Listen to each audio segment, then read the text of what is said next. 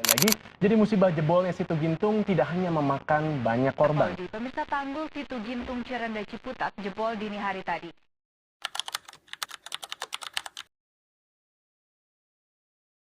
27 Maret 2009, saat warga masih tertidur, tanggul Situ Gintung runtuh dan mengubah malam menjadi bencana. Di tengah hiruk pikuk dan rapatnya bangunan di perbatasan selatan Jakarta, tersembunyi sebuah bentang air yang menyimpan cerita panjang perjalanan zaman. Inilah Situ Gintung, bukan sekedar genangan air. Tempat ini adalah saksi bisu yang telah bernapas sejak hampir 1 abad silam. Mari kita memutar waktu kembali ke tahun 1933. Pada masa pemerintahan kolonial Hindia Belanda, danau ini mulai diukir di atas peta. Di era tersebut, kawasan ini masih berupa hamparan alam terbuka yang sejuk dan asri. Pada masa pembangunannya, Situ Gintung tidak diciptakan sebagai destinasi rekreasi. Ia dibangun sebagai urat nadi kehidupan masyarakat agraris di sekitarnya. Pemerintah Belanda membendung aliran air untuk menciptakan sebuah waduk dengan satu fungsi krusial, sistem irigasi pertanian. Jutaan kubik air dari Situ Gintung mengairi ratusan hektar sawah, ladang, dan perkebunan yang membentang hijau. Danau ini adalah sumber kemakmuran, memastikan panen tidak gagal di musim kemarau, dan menjaga roda ekonomi para petani tetap berputar. Namun, waktu terus berjalan dan roda peradaban berputar tanpa henti.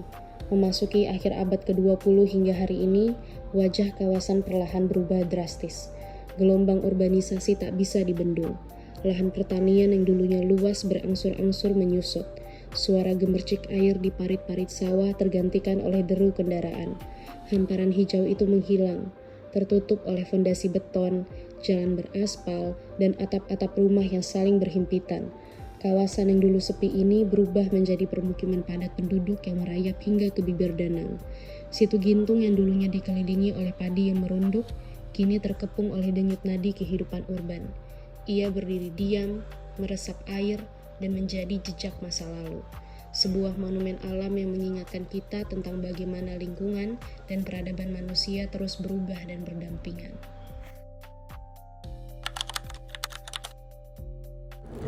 Baik Bu, di sini saya mau sedikit mewawancara Ibu terkait tanggul jebol di Situ Gintung.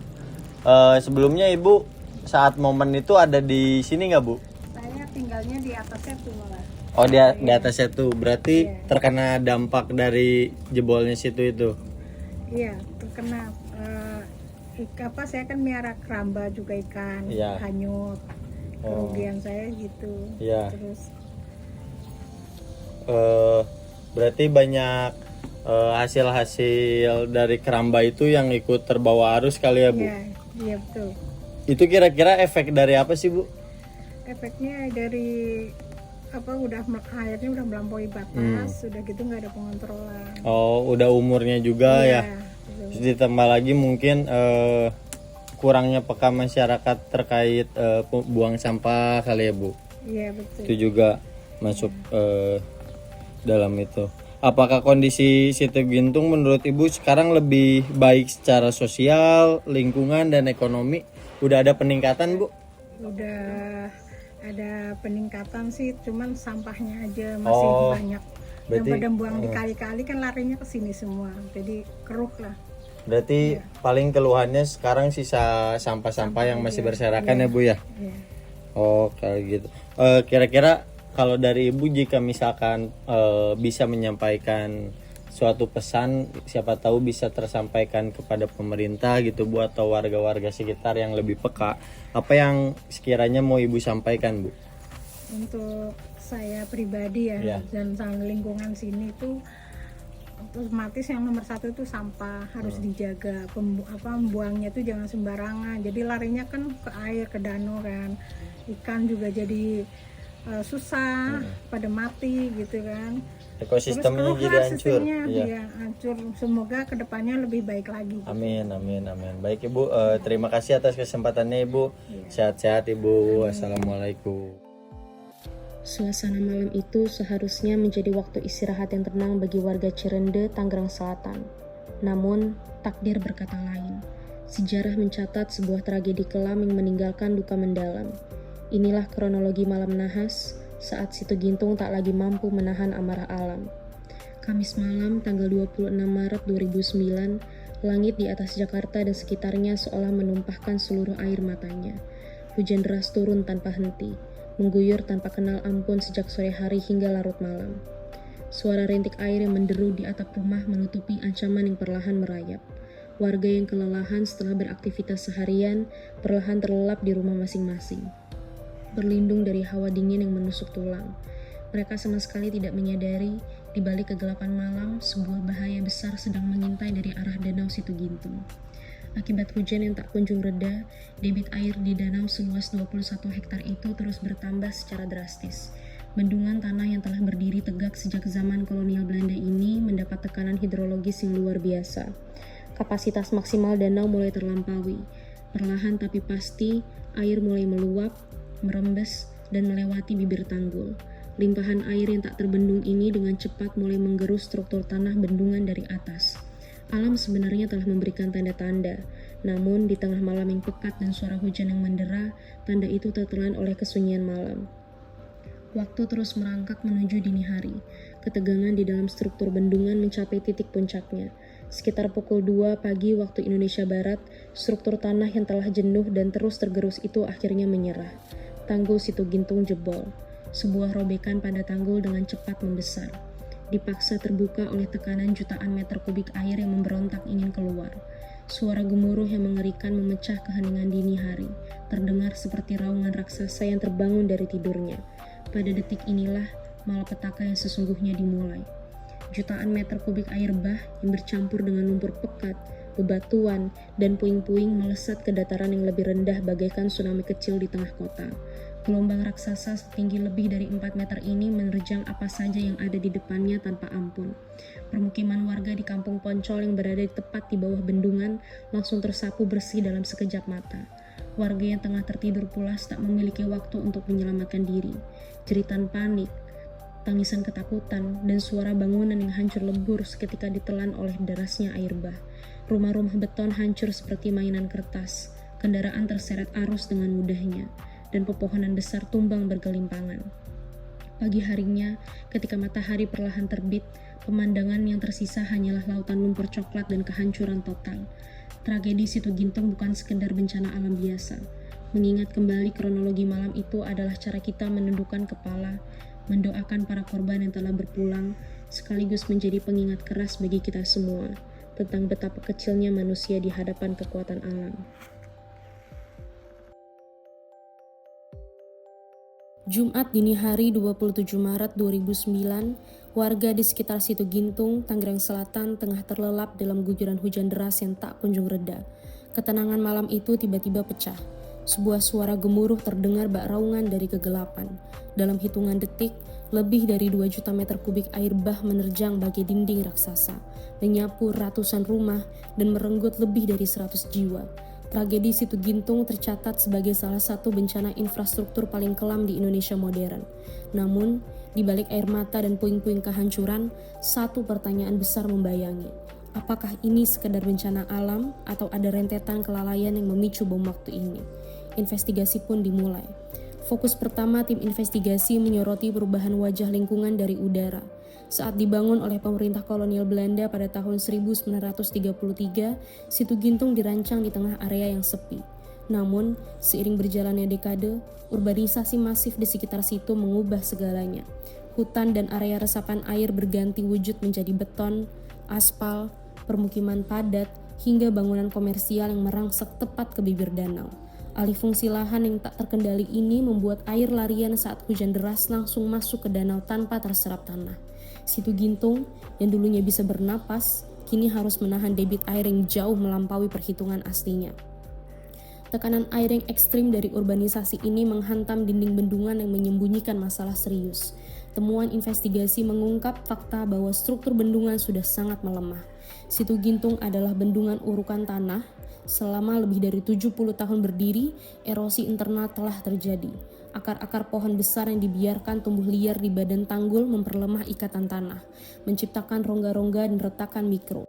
Bukti menunjukkan Rembesan air sudah sering terlihat jauh sebelum malam nahas itu. Tanggul bersejarah itu perlahan keropos dari dalam, kehilangan daya tahan strukturalnya. Kondisi rapuh ini diperparah oleh kegagalan desain menghadapi cuaca ekstrim, saluran pelimpah yang terlalu kecil. Di malam kejadian, hujan turun dengan intensitas yang sangat tinggi. Volume air yang masuk ke danau tidak sebanding dengan air yang bisa dikeluarkan melalui spillway. Akibatnya fatal. Air meluap melewati puncak tanggul, sebuah fenomena mematikan yang disebut overtopping. Untuk bendungan tanah, overtopping adalah vonis mati. Air bah dengan cepat menggerus punggung bendungan dari atas ke bawah, membedah tanah yang rapuh, hingga akhirnya tanggul itu jebol sepenuhnya. Namun, serangkaian masalah teknis ini tak akan berakhir menjadi tragedi tanpa adanya elemen manusia. Catatan investigasi bermuara pada dugaan kuat kelalaian perawatan bendungan. Tanda-tanda kerusakan seperti retakan dan rembesan sebenarnya sudah dilaporkan oleh warga bertahun-tahun sebelumnya.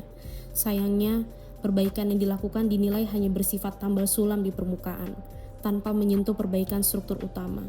Selain itu, tidak ada sistem peringatan dini atau zonasi larangan membangun di area buangan air. Tragedi Situ Gintung bukanlah sekedar kutukan alam. Ia adalah hasil akhir dari efek domino yang mematikan. Urbanisasi yang serakah, saluran pelimpah yang usang, struktur tua yang rapuh, dan perawatan yang diabaikan. Sebuah pelajaran pahit berharga mahal, bahwa infrastruktur yang menjaga kehidupan kita membutuhkan rasa hormat dan pemeliharaan tanpa henti. Kejadiannya kenapa Pak 2-3 tahun yang lalu tuh?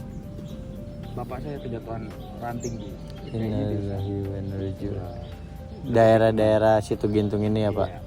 Itu penyebabnya karena hujan kah atau badai gimana Pak? Hujan badai kayaknya enggak, angin Karena juga enggak, karena waktu jalan pagi sih dia. Karena ada riwayat gejala stroke ya. Iya. Jadi suka jalan pagi gitu. Oh iya. Kejadiannya waktu pagi jam 6-an Kayaknya kira-kira itu pohonnya udah tua aja kali ya Pak? mungkin. Kemungkinan. Oh kayak gitu. Untuk kalau terkait yang sempat ada berita tanggul jebol itu, sependek pengetahuan Bapak kayak gimana Pak kira-kira? Saya tahunya Bapak aja.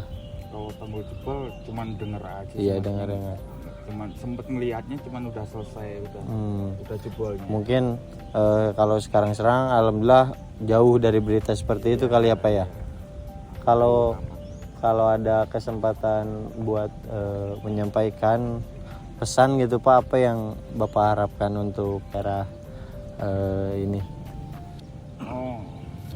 Khususnya untuk orang-orangnya paling untuk ya orang-orangnya. lebih menjaga aja sih, saling menjaga. Oh iya. Untuk kebersihannya, lingkungannya gitu. Kayak buang sampahnya kali ya Pak. Terus mungkin kalau tempat sampah sudah ada, cuman saya rasa sih kurang. Pekaan orang-orang terhadap buang sampahnya itu kali ya Pak ya. Mungkin. Seharusnya kayak sudah ada tempatnya tapi tetap tidak buang pada tempatnya mungkin ya Pak ya. Apalagi kan hampir setiap hari kan banyak pengunjung di sini, entah itu jalan kaki, Oh iya. entah itu pemancing. Wah kegiatan ini seharian sering full ya Pak? Iya, hampir selalu ada sih. Dari pagi sore pakai olahraga ya Pak? Tetap ada terus di sini. Siang malam juga kadang yang mancing ada juga ya Pak? Oh gitu. Oke. Nah, mungkin gitu aja Pak. Makasih ya informasinya udah mau ajak sharing bersama kami Pak. Iya. Setelah tanggul jebol, pemerintah segera mengirim tim penyelamat, aparat keamanan, tenaga medis, dan relawan ke lokasi bencana. Proses evakuasi dilakukan untuk mencari korban selamat dan membantu warga yang kehilangan tempat tinggal. Posko pengungsian didirikan di berbagai titik untuk menyediakan makanan, obat-obatan, pakaian, dan bantuan darurat lainnya. Rumah sakit di sekitar wilayah Tangerang Selatan juga menerima korban luka-luka akibat banjir bandang tersebut. Pemerintah kemudian melakukan perbaikan tanggul dan mengevaluasi kondisi waduk-waduk lain di Indonesia agar kejadian serupa tidak terulang kembali. Peristiwa Situ Gintung menimbulkan dampak besar bagi masyarakat. Ratusan rumah rusak, banyak warga kehilangan harta benda, dan puluhan orang meninggal dunia. Trauma psikologis juga dirasakan oleh para korban yang selamat. Dari tragedi ini, masyarakat dan pemerintah belajar bahwa infrastruktur publik harus dirawat secara berkala. Pengawasan terhadap bendungan dan tanggul sangat penting. Tata ruang lingkungan harus diperhatikan agar tidak memperburuk resiko bencana. dan sistem peringatan dini dan kesiapsiagaan masyarakat perlu ditingkatkan. Peristiwa Situ Gintung menjadi pengingat bahwa bencana dapat terjadi kapan saja apabila manusia lalai menjaga lingkungan dan infrastruktur yang ada. Tangannya, pegangan, lihat sini Cis. Ayo, 1, 2, 3. Jangan madep kamera. Video, Ya, jangan madep pegangan, kamera. pegangan. Ngobrol. Saling rangkul.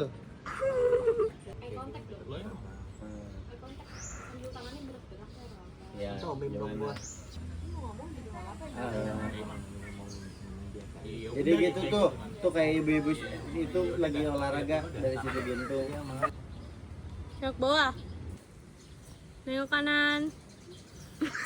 Nengok kiri, nengok kanan.